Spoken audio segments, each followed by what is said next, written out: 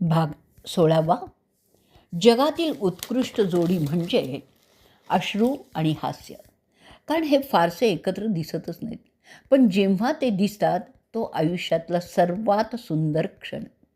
जो मी अनुभवला आहे तो माझ्या श्री गुरु कथामृत या संपादित ग्रंथ प्रकाशन क्षणी.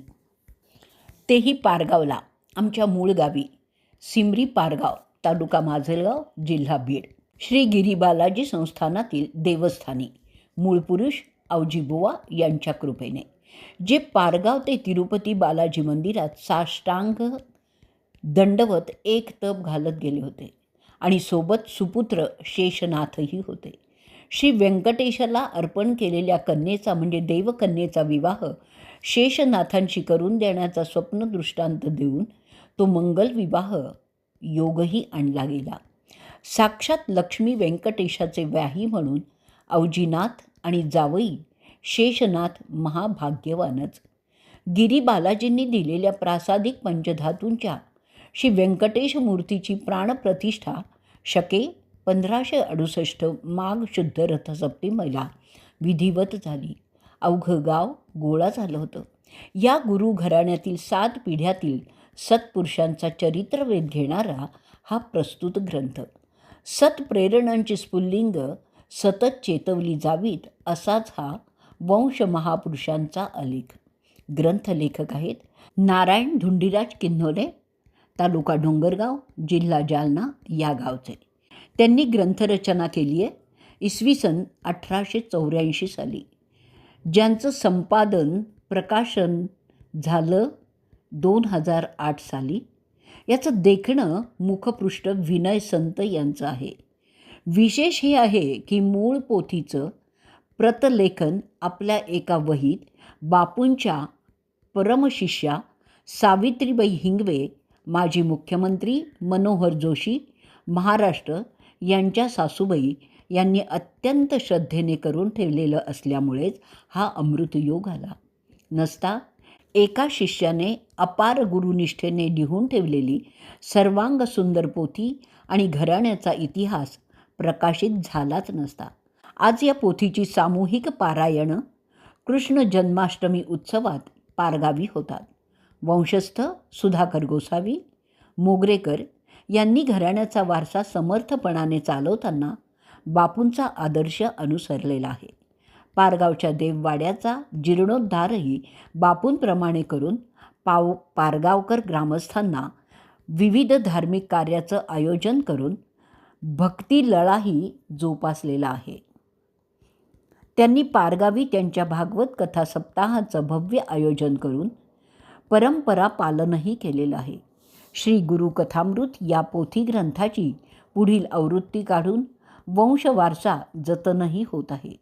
कुलदैवताची उपासना सेवा घडण्याचं सद्भाग्य लाभल्याचं आगळंच समाधान असतं, हो की नाही? आराध्य दैवत श्री गजानन महाराजांच्या विजय ग्रंथातील रोज एक अध्याय वाचण्याचा नेमही अनेक वर्षानंतर त्यांच्याच दृष्टांतानुसार विसावलेला आहे.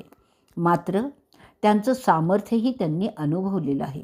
वृत्ती चोखंदळ जरी असली की आपण देवदेवतांनाही पारखतो. वेरूळला मावशीकडील टोपरे यांच्याकडील मल्हार स्वामी उत्सवात मठातील हरिहरेश्वर मूर्तीच्या मुखावर धर्मबिंदू खरंच येतात का हे पाहण्यासाठी मी मुद्दाम मूर्तीकडे बसून खात्री करून घेतली होती आणि हीच चिकित्सक दृष्टी लेखनातही कामी आली. गुरुचरित्रावर चिकित्सक लेखांनी प्रभावित होऊन कुरवपूरला केलेल्या सन्मानाच्या निमित्तानं तिकडे जाण्याचा योग आला. तसाच वैष्णव देवीच्या दर्शनाला जाताना आराधनाचे संबंधित स्वामी यांनी गुडघेदुखीवर मात करत पायऱ्या चढताना पावलं कशी टाकली म्हणजे चढण सोपं होते हेही दाखवलं. त्यामुळे लीलया चढून जाऊ शकले. प्रसंगाने लाभणारं असं ज्ञानच तर सर्वत्र उपयुक्त ठरतं. देवानं तर सांगूनच ठेवलं आहे की माझ्याकडे मागून मिळत असतं तर भिकाऱ्याला भीक आणि शेतकऱ्याला पीक कधीच कमी पडू दिलं नसतं. त्यासाठी माणसाने श्रमाने कष्ट करणं हेच कर्म आहे. फक्त निवडलेला रस्ता जर इमानदारीचा आणि सुंदर विचारांनी मंतरलेला असेल तर थकून जाण्याचा प्रश्न उरतच नाही. भले सोबत कोणी असू देत किंवा नसू देत, पण मनापासून कुठलंही काम करण्यापूर्वी आपल्या चांगल्या कर्माची आठवण काढली तर देव पाठीशी आहे हेही जाणवतं. या विचारांनीच प्रेरित होऊन जमेल तेवढं नाथ वाङ्मयीन सेवा कार्य चालू होतं. एक दिवस औरंगाबादच्या डॉक्टर प्रेमा कुलकर्णी यांच्या मुलाचा अंबरीशचा मला जर्मनीहून फोन आला. त्याला संत एकनाथ महाराजांच्या हिंदू तुर्क संवाद या भारुडावर एका जनरलसाठी लेख लिहायचा होता. त्यासाठी मार्गदर्शन हवं होतं. ते दिल्यावर तुम्हाला म्हणाला, आजी अगं तुझं काहीच यूट्यूबवर कसं काय नाही? तुझी ही आजी आजवर यूट्यूबपर्यंत पोचलेलीच नाही तर कशी दिसेल रे तुला? माझ्या या उत्तरावर आवंढा गिळून त्याने विषय संपवला. त्याची नाराजी ध्यानात आली. नंतर मी मनाशी संवाद साधत अंती म्हणाले, नाथ महाराजांनी आजवर आपल्याला सेवा प्रेरणा तर उदंड दिली, पण या आधुनिक माध्यमाकडे वळण्याची प्रेरणा का बरं नाही दिली? अवघ्या 2च दिवसांनी औरंगाबादच्या चित्रमहर्षी व्यंकटेश देशपांडे यांनी विचारलं, आपल्या चरित्र चित्रावली पुस्तकाच्या आधारे एक व्हिडिओ मालिका करण्याची इच्छा आहे, तर आपली शब्दचित्र ऑडिओ रूपात द्याल का? माझी चित्र तर तयारच आहेत. क्षणभर मी अवाक झाले. मनोमन नाथवंदना करत त्यांना होकार देत कामालाही लागले. पुस्तकी लेखनाला कथनशैलीची जोड देत एक एक शब्दचित्र नव्याने लिहित गेलं. भारतीने प्रत्येक भागाचं अचूक ऑडिओ तयार करून रोज औरंगाबादच्या संदीप पाठक यांच्या स्टुडिओत पाठवण्याचं कार्य अत्यंत तत्परतेने केल्यामुळे यूट्यूबवरील चॅनलवरून 18 भागांची संत एकनाथ चरित्र चित्रावली ही मालिका 20 ऑक्टोबर 2021 साली आणि त्यानंतर लगेचच 12 नोव्हेंबर 2021ला परमपूज्य हरिकाका ही 7 भागांची व्हिडिओ मालिका श्रीकला हट्टंगडी यांनी माझ्या अरूपे घेतले रूप या पुस्तकाच्या आधारे नीलिमा जोशी यांच्या अभिवाचन असलेली त्यांच्या यूट्यूबवरील संतांची भूमी या चॅनलवरून प्रसारित केली. तीही सद्गुरू कृपेनेच. 2021 साली श्री विश्वजननी हा ग्रंथ प्रकाशित झाला. त्याच्या लेखिका या नीलिमा जोशी, माझी मानसकन्या आणि कृष्णमयी सद्गुरू लीलाताई कर्वे यांच्या जीवनकार्यावर आधारित चरित्र कथात्मक कादंबरी लिहिणारी या विश्वजननीची परमशिष्या, जिला आमचे गुरुबंधू सुरेश भाऊ हे कौतुकाने सोन्याची घंटा म्हणतात, त्यांनीच आमच्या नात्याची रेशीमगाठ बांधली आणि प्रस्तुत ग्रंथ निर्मितीत परस्पर सद्गुरू रूपाने मलाही खारीचा वाटा लाभला.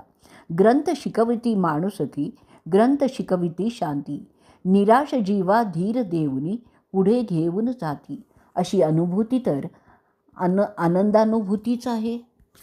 अहंकार हा वाऱ्यासारखा असतो. फक्त फरक एवढाच असतो की वाऱ्याने झाडांची पानं तुटतात तर अहंकाराने जवळची माणसं तुटतात. हे ध्यानी घेतल्यामुळेच आयुष्यभर जोडलेली माणसं प्रत्यक्ष अप्रत्यक्ष साथ देत प्रसंगी धावून आली. गिरिजा कादंबरीचं अभिवाचन करण्याची प्रेरणा तिच्या प्रथम वाचनानंतरच झाल्याचं काहींनी सांगून तसा प्रयत्नही केला, पण प्रत्यक्षात तो महायोग पुण्याच्या नीलिमा जोशी यांनी आपल्या गुरुमाऊलींच्या अनुमतीकृपेने साधला हे विशेष आहे. अभिवाचनाचा आपला शुभारंभ ऑडिओ जबलपूरला संतोष गोडबोले यांना पाठवण्याची प्रेरणाही गुरुमाऊलींचीच असणार, कारण गिरिजा कादंबरी त्यांच्याच निरलस संत वाङ्मय प्रेमभावपूर्वक औदार्याने व्हिडिओ रूपाने एकंदर 42 भागांची मालिका 23 मार्च 2022 रोजी प्रसारित झाली. प्रत्येक भागाच्या आस्वादकांच्या अत्यंत भावपूर्ण प्रतिक्रिया लाभत गेल्या. अभिवाचनातील गोडवा आणि कादंबरीची भाषाशैली अधिकाधिक रसिकांनी विशेष भावल्याचं असंख्य मेसेजेस पाठवून आनंद पावतीही दिली. नीलिमा जोशी यांचं गिरिजामय होऊन एकरूपत्वानं केलेलं अभिवाचन केवळ संस्मरणीयच आहे. या मालिका काळातच संतोष गोडबोले पुण्यातल्या त्यांच्या एका विशेष कार्यक्रमासाठी आले असतानाही बंधूसह घरी आले. ते माझ्या साहित्यिक विषयक वाटचालीवर मुलाखतीचा व्हिडिओ संदीप गोडबोले बंधूंच्या साह्याने बनवून लगेच प्रसारितही करून विस्मयाचा धक्का देऊन गेले. नंतर शूलभंजन महिमा या माझ्या मराठी भाषेतील व्हिडिओचं हिंदी भाषेतून उत्तम सादरीकरण करून हिंदी भाषिकांपर्यंत शूलभंजन महिमा पोचवण्याचं महनीय कार्यही केलं.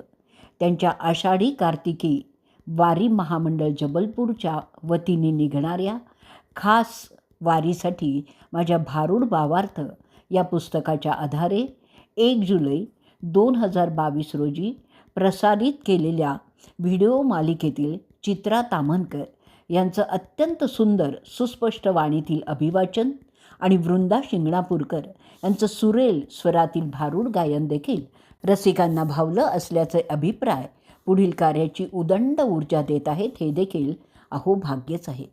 वास्तविक चित्रा ताम्हनकर यांनी माझा परिचय नसतानाही भारूड भावार्थ पुस्तकाचं अभिवाचन करावं आणि नंतर रामभाऊ म्हाळगी यांच्या या हरहुन्नरी पुतणीचं त्यांच्या घरीच पूर्वी भेट झाल्याचं कळावं. माहेरवाशीहून तिने जोडीने घरी यावं, योगायोगच आहे ना.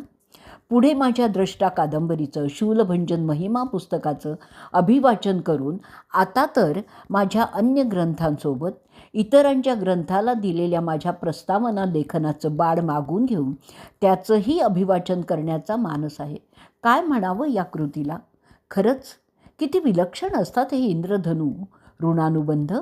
कशी जुळून येतात ना नाती.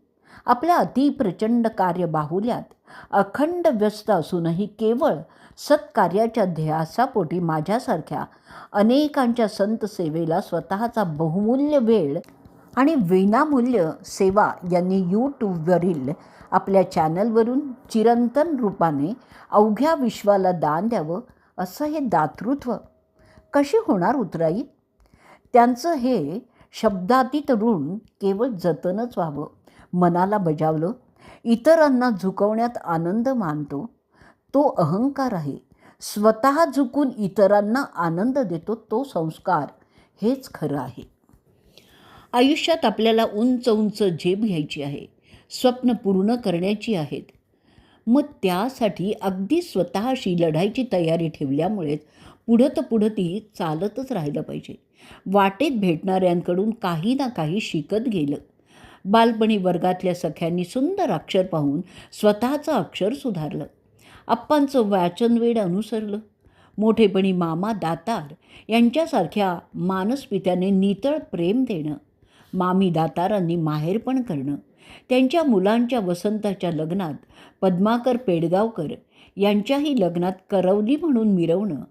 पुढे वसंत आणि माधुरी दातार यांनी त्यांच्या लग्नाच्या अर्धशतकी वाढदिवसाच्या निमित्ताने भेटून त्याची आठवण देणं. त्यांची कन्या डॉक्टर सायली काय किंवा पद्माकरची मुलं स्वाती संदीप काय आत्या म्हणून घेण्याची हौस पुरवणं. सुनीताने पद्माकरसारखं जीव लावणं. पुण्यातील प्रत्येक वारीत देशपांडे वहिनींनी काळजी घेणं. सुजाता आणि श्यामसुंदर चंदावरकर यांनी त्यांच्या प्रत्येक भारतातील वारीतच सहप्रवास करणं. पाठच्या बहिणीसारखी काळजी वाहणं. खरंच ही नाती स्नेहधाग्यांनी घट्ट बांधलेली आहेत. सेवा काळात भरभरून साथ देणाऱ्या माझ्या सख्या नलिनी वाचासुंदर, विद्या पांढरकांबळे, उज्ज्वल बसोले, कमल भालेराव, विजया संगवाई, माया वैद्य यासारख्या निरपेक्ष प्रेमही करणाऱ्यांचं नातंच अतूट आहे. संशोधन काळातील अत्यंत कडक शिस्तीचे मुंबईचे पितृतुल्य दे खानोलकर यांनी दिलेला मंत्र, अच्युत तारे यांनी ग्रंथनिरीक्षणाची दिलेली दृष्टी, स्वामी विद्यानंदांनी ह्यांना भागवताचार्य म्हणून प्रथमच संबोधताना केलेलं हृद्य भाष्य, वयाच्या 75च्या निमित्ताने वडकी आश्रमात अवचित केलेला माझा भावपूर्ण सन्मान आणि त्यानंतर सुनील थिटे यांच्या पुढाकाराने आत्मबोध जागर आश्रमाच्या त्रैमासिकातून माझी श्रीकृष्ण लीला दर्शन मालिका चालणं. पुण्याचे नाना इनामदार यांनी वयाची 90 उलटल्यानंतरही ग्रंथभेटी घरी आणून देणं विशेषच आहे ना. शूलभंजन पर्वतावरील उत्सवात काय किंवा बापूंच्या स्मृतिदिन समारंभात काय. चंद्रकांत, माधुरी कोळपे, तिचा पुत्र ऋतुराज, सुषमा धांडे, दिलीप खंडेराय यांची गायन, कीर्तन, लोककला सेवा, संत साहित्य आणि शिक्षण आणि संशोधन प्रतिष्ठानची समर्थ साह्यासह श्रीकांत काशीकरांनी पुढे चालू ठेवलेली संत सेवा, सिंगापूरला राहणाऱ्या अपर्णा घाटेसारख्या संशोधनप्रेमीने मार्गदर्शन घेत पुढे प्रबंध पूर्ण करणं, जागृती जहागीरदार, पद्मजा कुलकर्णी, भाग्यश्री पाडळकर यांनी प्रेरणा घेत उंच उंच भरारी घेणं, अशा अनेक आणि अनंत प्रेरक घटना, प्रसंग, व्यक्ती यांच्या साथसंगतीने खूप शिकले, समाधान दिलं. माझा समस्त विद्यार्थिनी जगताने तर एवढे महान वैभव प्रदान केलंय ते फक्त प्रेमापोटी. पुण्यातील वास्तव्यात लाभलेल्या सख्या मंदा अवचट, वैशाली गाडगीळ, यशश्री तावसे आदींनी आमच्यावरील असीम दुःखद प्रसंगात सर्वकष साथ दिली आहे. शेजारची स्वाती राव, संगीता जोशी, वैशाली आणि विनय संत यांनी तर आमचं खाणं पिणं अगदी आत्मीयतेने सांभाळलं. माझी भाची वसू आणि उमेशराव उभयतांनी स्वतःचं पुत्रवियोगाचं दुःख अंतरी दडवून आमचं सांत्वन केलं. त्यात नुकतंच पतिनिधनाने झालेलं दुःख झेलत सुमनही सामील झाली होती.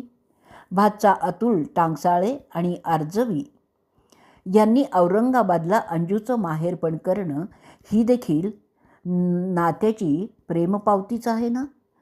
भारतीला सावरण्यासाठी तर विनायक मामा आणि लता मामी, भारतीचे भाऊ दिलीप आणि पद्मा वहिनी यांनी घर सोडून संपूर्ण पंधरवडावर राहून गृहकृत्य निभावणं, त्या काळात रोज भेटीसाठी परगाहून मोठ्या संख्येने येणाऱ्यांचं चहापाणी करणं, या पाठीचं नितांत प्रेमच आहे ना. आणि हीच अनुभूती पण आहे ना. प्रसंगाने पुण्यात राहणं अनिवार्य असताना औरंगाबादचं आमचं राहतं घर स्वतःचं घर समजून सांभाळ करणारी मीनाक्षी नागपूरकर आणि राजश्री पैठणकर, दर 2 दिवसांनी घराची स्वच्छता ठेवणारी संगीता, रेखा यांच्या या योगदानाला काय म्हणावं हो, हे कोणी सांगेल का मला. अशा वेळी तर म्हणावंसं वाटतं तेही सर्वांना वंदन करून, एक मी असतील बहु, असतील अनंत, त्याहून तरीही एक मी. जगणं आता उत्सव व्हावं, फक्त आनंद हेच ध्येय असावं. कुणी रुसलं तर सोडून द्यावं. आपल्याशी कुणी कसंही वागलं तरी देवाला न्यायाधीश करावं. जगणं आनंदी करावं. मीच माझ्याशी सुरू केलेल्या मनसंवादाने हेच तर मला हळूवारपणे सांगावं उचितच आहे. प्रयत्न करताना चुका या होतातच, त्यातून येतो तो अनुभव आणि अनुभवातून मिळतं ते यश आहे. अनंताच्या भुकेसाठी घ्यास व्यापतो आकाश, सूर्य निरंजन होतो आणि मग सात्विक प्रकाश येतो, नाही का. दूर राहतात तरी जवळची वाटतात, पाठीशी असतात, शब्द पाळतात, संधी देतात, अशीच माणसं हवीत. कुणाला आपला कंटाळा येईल इतकं जवळही जाऊ नये, नकोसं होऊ आपण इतकं आयुष्य लाभू पण नाही. हवंसा असतो तेव्हाच दूर जावं. असे कितीही वाटलं तरी ते साध्य होणं ही तर नियतीच्याच हाती आहे. सुख आपल्या हातात नाही, मात्र आहे त्या स्थितीत सुखानं जगणं तर आपल्याच हातात आहे ना. संकल्पाचं निष्ठेत आणि निश्चयात रूपांतर होणं म्हणजे ऋतू आणि पुढील अवस्था, असू काम किंवा वश, ही अवस्था कळसाची पायरी ठरते. त्यात साधक आणि देव एकरूप होतात आणि ती सायुज्य मुक्ती आहे. विश्वगुरू दत्तात्रय कृपेने पुढील उरलेल्या आयुष्यात ती वाट चालावी. सद्गुरू तत्व श्वासात असावं, सदा संतांपाशी जावं, त्यांच्या जवळी बैसावं, असं भाग्य लाभावं. ईश्वर कृपा प्राप्तीसाठी सत्संगच हवा. संत वाङ्मय सेवेने का होईना तो अखंड लाभत राहावा. वंदनीय गोविंद देवगिरींनी सांत्वन परिसंवादात लेखणी चालू ठेवण्याचा संदेश दिलेला आहेच आहे. त्यानुसार स्वतःला सावरत सुरू ठेवलेलं लेखन हाच तर माझा विसावा आहे.